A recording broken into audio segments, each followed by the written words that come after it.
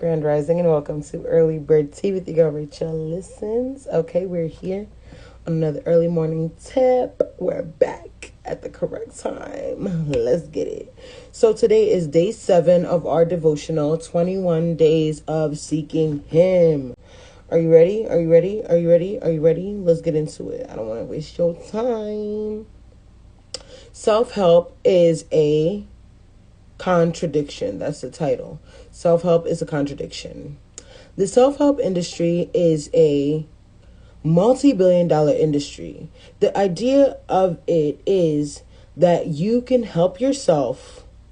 The idea of it is that you can help yourself. A lot of this comes down to a humanistic belief that deep down humans are good.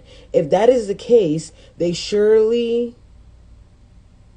surely anything bad in us is someone else's fault, or we can help ourselves out of whatever issue we face.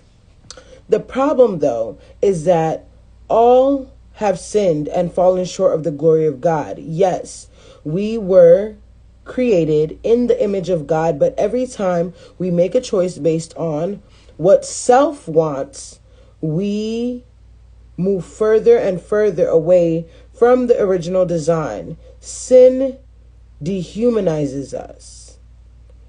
Crazy, because yesterday we were talking about humanity, and the only thing that was standing in between us as people of God and reaching a higher level of being closer to God is the fact that self interrupts our humanity, and sometimes it makes us forget that we're humane, and we either go into survival mode, we go into fight or flight. And when we go into those things, survival mode and fight or flight, it's like the biggest thing is I have to protect me. I have to protect I have to make sure that I am good. And sometimes when we do that, we interfere with what God is doing, because sometimes God will push you into some dark, scary corners just so that you can make something move in that area, because He knows that maybe no one else in that area is doing stuff like that. So you never know. But all I know is that I need to be open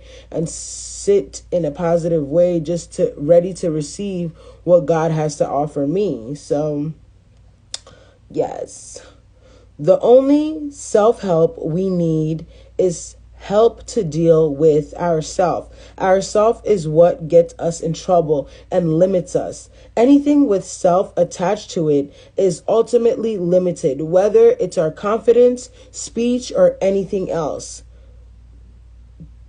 Fasting says that our trust is in Jesus. It's only Jesus who can redeem ourself, and only Jesus who can change our hearts with all its desires and wants.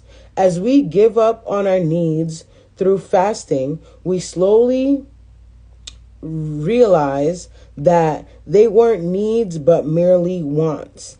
And in that place where Jesus is all you have, you realize that Jesus is all we need.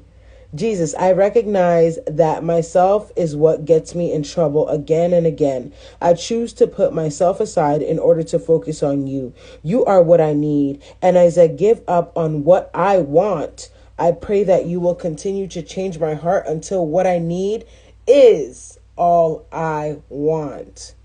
And it's so crazy, because personally for me, I battle with wants and needs all the time.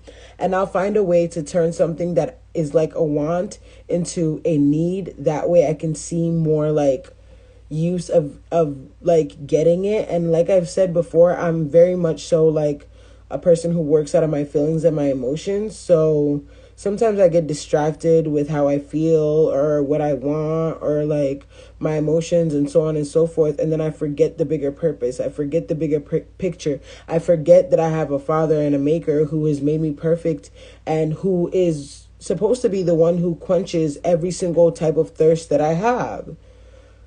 Whew. Anywho, the recommended reading says, it's Romans 3:23. For all have sinned and fallen short of the glory of God. it's such a crazy paradox that we literally have to fight our flesh within ourselves just so that we can tap into a higher power. And I think because God understands it's such a crazy paradox, that's why he had to sacrifice his son. That way we can be freed from our shame and our sins. Because if that wasn't the case, we would always like be beating ourselves up for like everything that we do, because even in thought we sin, even in speaking we sin. Sometimes you hurt somebody's feelings without even really trying, so it's kind of hard to avoid. Galatians 2:20, I have been crucified with Christ, and I no longer live, but Christ lives in me. The life I now live in the body, I live by faith in the Son of God. We have love who loved me and gave himself up for me. Yes, he loved me and gave himself up for me. Jeremiah 17:9 and 10. The heart is more deceitful than anything else and incurable. Who can understand it? I, the Lord, examine the mind. I test the heart to give to each according to his way, according to what his actions deserve. It's all about the mind and the heart. And that already shows you that God looks at our minds and our hearts. And that's why like the flesh is kind of like irrelevant. But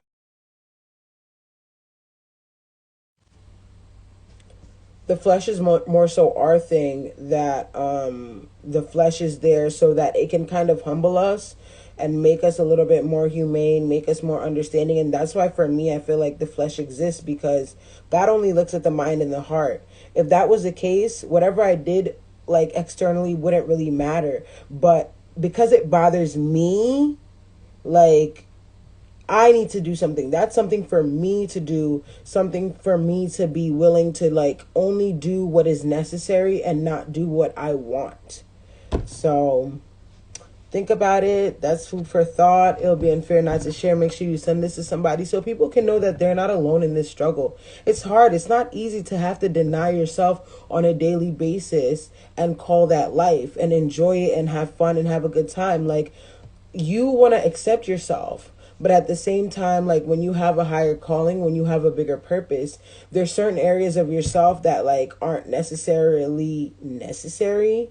So it's a very weird paradox where you have to sit in the middle of accepting yourself and denying yourself. That way you can reach your fullest potential.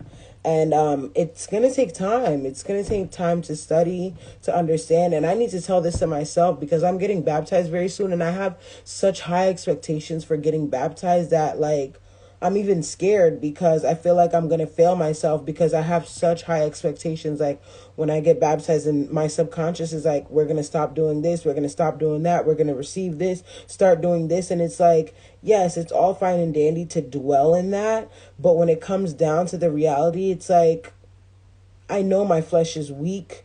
I know that I'm easily persuaded by my environment. I know that I'm easily persuaded by the people who are around me. That being said, it's like, everybody's kind of moving on their own type of time, and the things that I want to give up and sacrifice and the things that bother me don't necessarily bother other people. So I gotta get out of here. I love you. I'll see you tomorrow. Thank you for showing up for yourself, and it'll be unfair not to share, so you know what to do. But I love you so much. I'll see you soon. Toodles.